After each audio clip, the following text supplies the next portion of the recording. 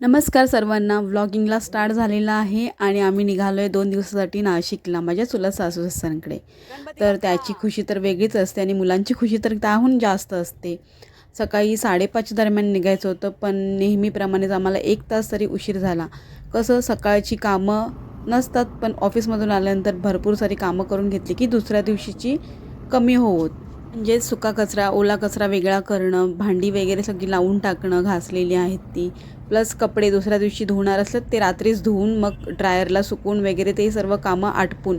त्याहून जास्त संडे ह्यावेळी घरी नसणार. मग संडेचीही कामं जे बेसिंग वगैरे आहे, टॉयलेट वगैरे क्लिनिंग आहे ते सर्व काही करून मग रात्री झोपायचं. त्याहून पॅकिंगसुद्धा असतेच.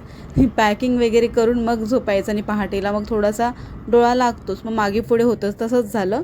थोडं लेट झालं. तर मी इथे फ्रूटसुद्धा कटिंग करून घेतलेले आहे गाडीमध्ये खाण्यासाठी. काही दुसरं खायचं नव्हतं, मध्ये थांबायचंसुद्धा नव्हतं. चहा घेतलेला मी गरम थर्मसमधून. तर सासूबाईंनी सांगितलेलंच की गरम गरम नाश्ता केलेलाच आहे, त्याच्यामुळे तुम्ही काही मध्येच थांबून नाश्ता वगैरे काही करू नका. आणि पदयात्रा भरपूर साऱ्या पाहायला मिळाल्या, ज्या साईबाबांच्या ठिकाणी जाणार होत्या पालख्या घेऊन. त्या एकदम थवेच्या थवे चाललेले सुद्धा. आम्ही लवकरच निघालेलो म्हणून काय आम्हाला ट्रॅफिक वगैरे काय रस्त्यामध्ये जास्त काही मिळालं नाही आणि आम्ही वेळेत अगदी पोचलो. म्हणजे बरोबर 9-9:30च्या दरम्यान आम्ही पोचलो. मुंबई टू नाशिकचा प्रवास खूपच कमी अंतराचा आहे, त्याच्यामुळे आम्ही आंघोळ्या वगैरे घरातूनच सर्व काही करून निघालेलो आणि घरी गेल्यानंतर फ्रेश झालो, हातपाय धुतले आणि नाश्ता करायला बसलो. आणि खूप छान असा मेंदूवडे क्रिस्पी असे बनवलेले काकीने. त्याचबरोबर चटणी आणि गरम गरम सांबार होतं. पोटभर असा नाश्ता केला, कारण की आम्हाला लगेच बाहेर जायचं होतं फिरायला. मोकळ्या हवेत जरा नाश्ता वगैरे झाल्यानंतर थोडा इकडून तिकडून चहल-पहल केली, म्हणजे थोडं फिरलो वगैरे घरातच, कारण की जागा चेंज होते, हवामान चेंज होतं, त्यामुळे छानही वाटतं. तर फ्रेश होऊन आम्ही सर्वात आधी गेलो स्वामी समर्थांच्या मठाकडे. आणि ते गाड्या वगैरे पार्क करायला भरपूर सारी जागा होती आणि वातावरण हे ऊन दिसतंय, पण एवढा हवेमध्ये गारवा होता की अक्षरशः थंडी लागत होती. आणि वातावरण छान होतं, प्रसन्न वाटत होतं, अगदी एकदम मजेशीर. आणि दत्त जयंतीसुद्धा होती त्याच दिवशी आणि माझा वाढदिवससुद्धा होता त्या दिवशी. म्हणून आम्ही हा प्लॅनिंग केला की नाशिकला जायचं, 2 दिवस स्टे करायचं, इकडे तिकडे फिरायचं. पण सासू-सासऱ्यांना माहीत नव्हतं की माझा आजच्या दिवसाला वाढदिवस आहे. ते पुढे कळेलच, माझ्याकडूनच ते कळालं. एकाच दिवशी आम्ही 4 ठिकाणी गेलो देवस्थानी पाया पडायला आणि खूप छानही वाटलं. इथे ना पाय धुण्याची सिस्टम छान आहे, म्हणजे पाय धुवूनच आपण मठाच्या इथे जातो. आणि जेवढं वातावरण गार होतं तेवढंच पाणी एकदम बर्फासारखं होतं. प्रदक्षिणा आधी घातली, त्याच्यानंतर मग मठाकडे एंट्री केली. फोटो आणि व्हिडिओ काढण्यास मनाई होती, पण मी चोरून एक व्हिडिओ शॉट घेतला, तो तुम्हाला दिसेलच स्वामींचा. एकदमच छानपैकी दर्शन झालं आणि दर्शन घेताना अजिबात धक्काबुक्की नव्हती, का काही गर्दीसुद्धा नव्हती. लगेच आम्ही दुसऱ्या ठिकाणी वळलो. आम्हाला दुसऱ्या ठिकाणी जायचं होतं बालाजी मंदिरच्या इथे, आणि एवढा परिसर सुंदर होता. जेवढी स्वच्छता होती बाहेर, तेवढीच आतमध्ये मंदिरामध्ये पण स्वच्छता आणि एकदम क्लिनिंग होतं. मन अगदी बाहेरसुद्धा प्रसन्न वाटत होतं आणि मंदिरात गेल्यानंतर विचारूच नका, एवढं प्रसन्न वाटत होतं. आम्ही याच्या आधीसुद्धा इथे आलेलो आहोत. अतिशय सुंदर अशी इथे फुलांची रांगोळी काढली होती. आणि जेव्हा कधी आम्ही नाशिकमध्ये येतोच तेव्हा इथल्या देवस्थानांना आम्ही भेट देतो, आणि कारण की खूप प्रसन्न वाटतं इथे आल्यानंतर. आणि इथेसुद्धा छानसं दर्शन झालं. इथे दुपारची एवढी काही गर्दी नसते, पण संध्याकाळची भरपूर गर्दी असते. ही मंदिरं आहेत ती जवळजवळच आहेत, जास्त काही दूर नाही आहेत. आणि आम्ही विचार करून निघालोच नव्हतो की आम्ही इथे जायचं तिथे जायचं, पण आमचं ना अचानक सलग अशी लागोपाठ मंदिरं आम्ही घेतच गेलो आणि दर्शनही छान झालं, गर्दीही नव्हती. फक्त आम्हाला त्र्यंबकेश्वरला जाता नाही आलं. तिथे महादेवाचं मंदिर आहे, तिथे नाही गेलो, कारण की तिथे आज दत्त जयंती, त्याच्यामुळे प्रचंड गर्दी भेटली असते, त्यामुळे आम्ही तिथलं स्किप केलं. नंतरच्या वेळी कधीतरी जाऊ. तर इथे नवशा गणपती आहे, तिथे आम्ही एंट्री केली. हे मंदिर ना प्राचीनकालीन ऐतिहासिक मंदिर आहे. तर इथे ना नवस बोलले जातात आणि जी छोटी मोठी कोणत्याही साईजची घंटी आहे ना ती बांधली जाते, म्हणजे नवस बोलून. आणि जो आपण जे काय बोललेलं आहे ते पूर्ण झाल्यानंतर इथे दर्शनासाठी सुद्धा यावं लागतं. तर मी फक्त दर्शन घेतलं इथे, कारण की ह्याच्या आधीसुद्धा मी बरेचदा येऊन गेलेली आहे. आणि इथेसुद्धा फोटो आणि व्हिडिओ काढण्यास मनाई होती. इथेसुद्धा छोटंसं क्लिप मी घेतलेलं आहे.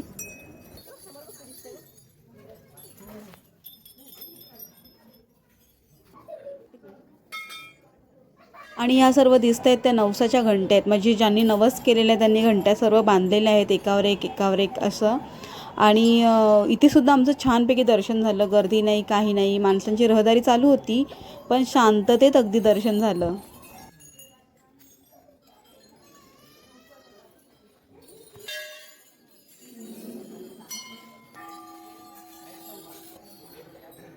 दर्शन वगैरे झाल्यानंतर मग छान छान फोटो काढले, फॅमिली फोटो काढले आणि मग पुढच्या डेस्टिनेशनला निघालो, कारण की आम्हाला पुढे जायचं होतं पेरूची वाडी. तर रस्त्यातच ह्या बकऱ्यांचा थवा, बकराच म्हणतात ना यांना, बकऱ्यांचा थवा पाहायला मिळाला. त्याच्यानंतर पेरूच्या वाडीमध्ये एंट्री केली आणि मग तिथे गेल्यानंतर सर्वात आधी आम्ही मिसळवरती ताव मारला, कारण की इथे बघा काय काय व्हरायटी आहे. पेरूचा चहा, पेरूचा ज्यूस, पेरूचा आईस्क्रीम, पेरूची लस्सी, म्हणजे विचारूच नका काही आहे ते. आम्ही मिसळ मागवली आणि जसं आम्ही मिसळची ऑर्डर दिली, आम्हाला केवढ्या मिसळ पाहिजेत तेवढा ऑर्डर केल्या आणि हार्डली 5 मिनटामध्ये आम्हाला मिसळ इथे अवेलेबल मिळाली. एवढी फास्ट सर्व्हिस आहे. ज्यांना भाकरी पाहिजे म्हणजे पाव स्किप करून त्यांनी भाकरीसुद्धा घेऊ शकता. बाजरीची भाकरी मिळते आणि मिसळ A1 नंबर आहे. मला तर एवढी आवडली, खूप छान, आणि काकीलासुद्धा खूप आवडली.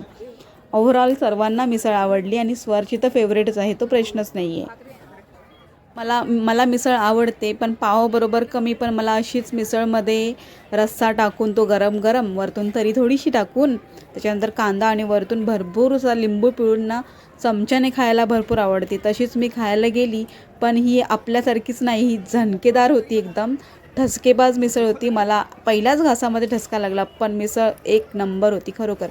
जे कोणी नाशिकची नसणार पण इथली पेरूची वाडी जर फिरायला वगैरे नाशिकमध्ये आला असेल तर खरोखर इथल्या मिसळला व्हिजिट करा, कारण की आम्हाला सर्वांना खूप आवडली आणि रिजनेबल प्राईसमध्ये होती. आणि इथे ना मला मिसळचा जेव्हा ठसका लागला ना तेव्हा पाणी पण आम्ही ऑर्डर केलं नव्हतं. फटकन पहिलं पाणी ऑर्डर केलं, त्याच्यानंतर मन भरून सर्वांनी मिसळचा आस्वाद घेतला. छान वाटलं. इथे तर टायमिंग 4च येतात, पण 4 नंतरसुद्धा लोकं येत होती. पण जेव्हा 4 नंतर लोकं येतात ना तेव्हा ह्या आतल्या काउंटरला बसावं लागतं, जिथे टेबल आहे तिथे. म्हणजे पेरूची झाडं वगैरे आहेत ना तिथे बसायला आधी 4च्या आधी बसायला मिळतं. त्याच्यानंतर तिथले जे टेबल आहेत ते क्लोज केले जातात. त्याच्यानंतर आम्ही मग 4च्या नंतर झालेलो, त्याच्यामुळे आम्ही आतमध्येच बसलो आणि इथे छान वातावरण होतं आणि भरपूर सारी गर्दीसुद्धा होती. तर मिसळ वगैरे खाल्ल्यानंतर मग बाकीची टेस्टिंग थोडी चालू होती. आईस्क्रीम वगैरे आम्हाला टेस्ट करायचं होतं.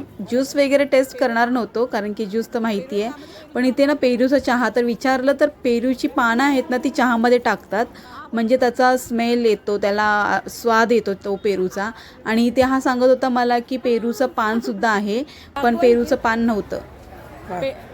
पेरूचं पान, पेरूचं पान नाही ते, ते पानच आहे. पेरूचं पान नाही ते. मग काय असं नाही, म्हणजे मध्ये फ्लेवर पेरूचं काय नाहीये. मग पेरूचं पान का दिलंय? पेरूचं पान नाहीये. आपण घेतलं नाही, दुकानामध्ये असेल पेरूची पावडर, आम्ही घेतलं नाही. जे तिथे पेरूचं पान होतं म्हणजे फ्लेवर मिक्स होतं, पण ह्यांनी वेगळावाला पान घेतलं पेरूचं सोडून. तर इथे आम्ही आईस्क्रीमसुद्धा घेतलं. आईस्क्रीम काही एवढं खास नव्हतं, पण वरतून जेव्हा आपण मसाला आणि मीठ जे मिक्सवाला असं ते टाकून जेव्हा टेस्ट केलं तेव्हा प्रॉपर पेरूची टेस्ट आली आईस्क्रीमला. हां,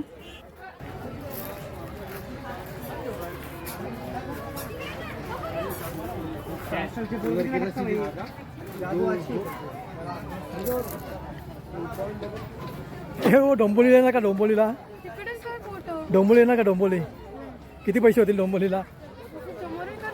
हां, फुटबॉल काय दिसत नाही इथून स्वर. कुठे आहेत? तिकडे जायचे. हे बाई तिकडे जायचे, तिकडे. आईस्क्रीम हे फक्त आम्ही दोघींनीच घेतलेले आणि बाकीच्यांनी थोडीशी टेस्ट केली, पण आईस्क्रीम हे आम्हाला संपतच नव्हते आणि सगळीकडे आम्ही ते आईस्क्रीमचे बाऊल घेऊनच फिरत होतो आणि कधी संपते त्याची वाट बघत होतो. आईस्क्रीम खात खातच आम्ही इकडे तिकडे फिरलो, फोटो वगैरे काढले आणि पक्ष्यांची वाडी होती. तिथे एंट्री फी एकाची 100 रुपीज होती. तर स्वरबरोबर मीच गेलेली, सर्वजण आम्ही गेलो नाही. तिथे आम्हाला एवढं काही खास वाटलं नाही, कारण की वेगवेगळे कोंबडीचे प्रकार आहेत आणि बदक वगैरे आहे, शेळ्या आहेत. हे सर्व वेगवेगळे तुम्हाला इथे दिसते तसंच आहे, फक्त त्यांना ठेवलेलं आहे, त्यांना पाणी आणि खाणं वगैरे ठेवलेलं आहे. पिंजऱ्यामध्येच आहेत आणि वेगवेगळे पक्षी आहेत जो मोठ्या पिंजऱ्यामध्ये आहेत, पुढे दिसेल. तर असं त्यांना ठेवलेलं आहे. बाकी काही एवढं खास नाही आहे बघण्यासारखं. तर इथे मला तरी नाही आवडलं. आणि सगळे बर्ड्स आहेत आणि ससे वगैरे पण आहेत. त्यांच्याशी सूचा पण स्मेल थोडाफार येत होता. क्लिनिंग होती पण थोडाफार स्मेल मारतोच ना, तसा वासही येत होता. तर इथे असं मग स्वराने थोडंफार एन्जॉय केलं.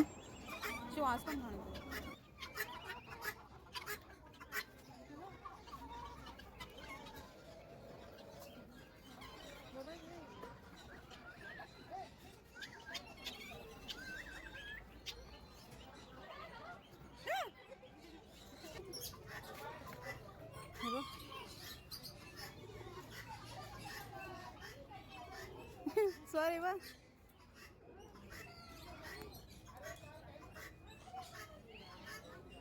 हात फिरव फिरव फिरव. काय ना काय ना छोटा छोटा आहे बाबू तो.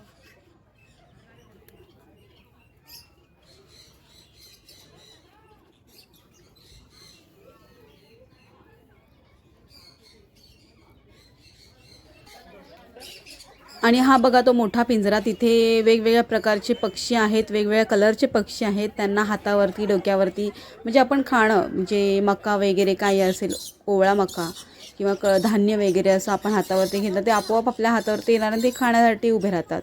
म्हणजे हे बघायच्या डोक्यावरतीच आहे. तर आमचा स्वर तर थोडाफार भित्रा, त्याहून जास्त मी भित्री. मी तर काही घेतलं नाही, पण स्वरने थोडंफार घेतलं आणि मग आम्ही निघालो तिथून.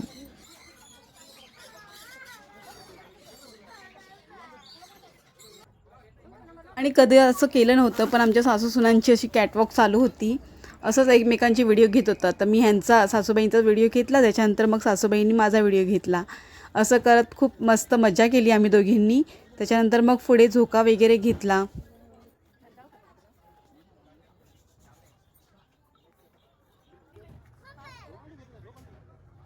पेरूच्या वाडीमध्ये आम्ही बराच वेळ तरी टाईमपास केला. भरपूर सारं इकडे तिकडे फिरलो, कारण की आम्हाला स्वामीनारायण मंदिरामध्ये जायचं होतं. आणि तिथे कसं संध्याकाळी जाण्यातच मजा आहे, कारण की तिथे लाईट वगैरे सर्व लागतात. तर इथे संध्याकाळची वेळ झालेली आहे आणि आम्ही तिथे एंट्रीसुद्धा केलेली आहे. आणि हे मंदिर पंचवटीत गोदावरी नदीच्या बाजूलाच आहे, म्हणजे तपोवनमध्ये. भरपूर सारी थंडी होती, म्हणजे एवढा एवढा थंड वारा सुटलेला की अक्षरशः लादीसुद्धा खालची ती पायांना गारगार लागत होती. जेव्हा मंदिराच्या समोरच उभे राहिलो आणि मंदिराला पाहिलं, जेव्हा लाईटिंग वगैरे केलेली, तेव्हा संपूर्ण थंडीच गायब झाली. की एवढा सुंदर मंदिर आहे आणि त्यातलं आतलं कामसुद्धा आणि बाहेरील परिसरसुद्धा. दुपारपासूनच सर्व दर्शनं घेत घेत हे संध्याकाळचं दर्शन झालं आणि मन एवढं खुश झालं. तसं तर आमचं प्लॅनिंग होतं की शिर्डीला जाऊन यायचं, पण कसं आज दत्त जयंती त्याच्यामुळे गर्दी भेटली असते तिथे, म्हणून आम्ही ते पोस्टपोन केलं आणि कॅन्सलच केलं. म्हटलं नंतरच्या वेळी कधीतरी जाता येईल. आणि हे सर्व मंदिरं फिरत फिरत आम्ही ह्या मंदिरापर्यंत पोचलो. आणि एवढं मी खुश होती ना आजच्या दिवसाला, तुम्हाला काय सांगू, की माझा आजचा दिवसच बनून गेला छानपैकी. आतून सुद्धा एवढं कोरीवकाम केलेलं आहे ना मंदिराच्या आतून, ते बघण्यासारखं आहे खरंच. त्याच्यानंतर आम्ही जिथे बसलेलो तिथे समोरच स्वामीनारायण मंदिरांचं दर्शन होणार होतं, तिथेच आम्ही बसलेलो. आणि पुढे तिथेसुद्धा व्हिडिओ करण्यास मनाई होती, पण मी शॉर्ट एकदम छोटासा घेतला आरतीचा आणि मग मोबाईल बंद केला. स्वामीनारायण श्री स्वामीनारायण भगवान की जय. जय स्वामीनारायण.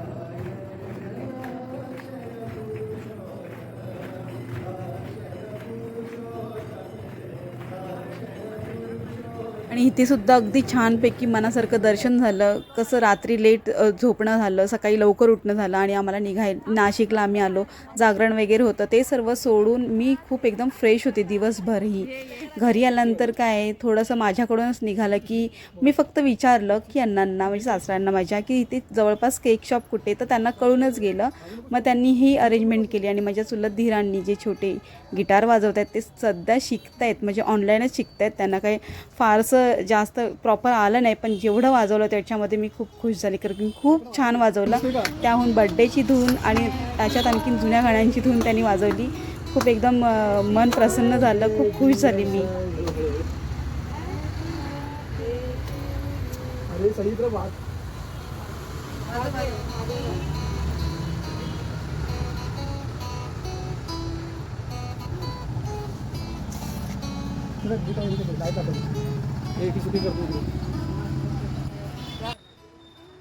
त्यांचा ओपन टेरेस असल्यामुळेच आम्ही फक्त मेणबत्तीच पेटवली तिथे, बाकी सगळ्या लाईट ऑफ केल्या आणि सासूबाईंनी ऑप्शन वगैरे करून घेतलं. सरप्राईज केक वगैरे माझ्या चुलत धीरांनीच आणलेला, छोटे आहेत ते, गिटार वाजवत आहेत तेच. आणि मग असं छोटंसं सेलिब्रेशन केलं, खूप आवडलं मला. ओपन टेरेस होता आणि बाहेरून जाणाऱ्या गाड्या वगैरे त्यांचा आवाज येत होता, त्याच्यामुळे त्यांचं जे वाजवतात ते मला ऐकायला व्यवस्थित येतच नाही आहे आणि येणारसुद्धा नाही तुम्हाला व्हिडिओमध्ये. त्याच्यामुळे आम्ही एक छोटंसं गाणं आहे रफी साहेबांचं, ते आतमध्ये जाऊन वाजवलं, गुलाबी आखे.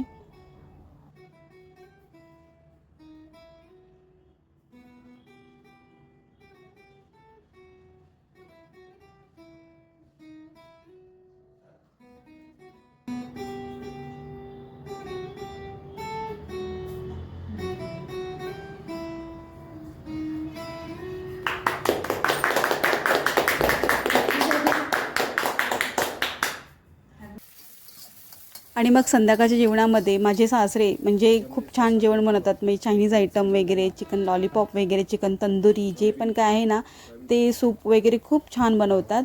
तर त्यांनी आधीच डिसाईड केलेलं होतं, पण मिसळ खाऊन ना खूप पॅक होतो, त्याच्यामुळे फक्त राईस बनवायला सांगितला, फ्राईड राईस. आणि त्यांनी खूप छान फ्राईड राईस बनवलेला, अगदी हॉटेलपेक्षा भारी बनवलेला. व्हेज सूप तर ते बनवणारच होते, पण आम्ही स्किप करायला सांगितलं कारण की थंडीमध्ये त्यांना बनवायचं होता. पण म्हटलं मिसळमुळे खूपच पॅक आहोत, त्यामुळे सूपने आणखीन पॅक होणार, त्यापेक्षा राईसच बरा. तुला काय म्हणतात? Black paper. Black paper. म्हणून ह्याच्यामध्ये मी मिरची टाकलीच नाही. आता थोडंसं ब्लॅक सॉस रेडीमेड नाही पावडर आणायची. मी घरीच करते. पण अलगची काळी मिरची मस्त त्याच्यात अन्नाचं ऐकायचं नाही. अन्नाचं म्हटलं तर ते पावडर करू शकतो. असं काय नाही.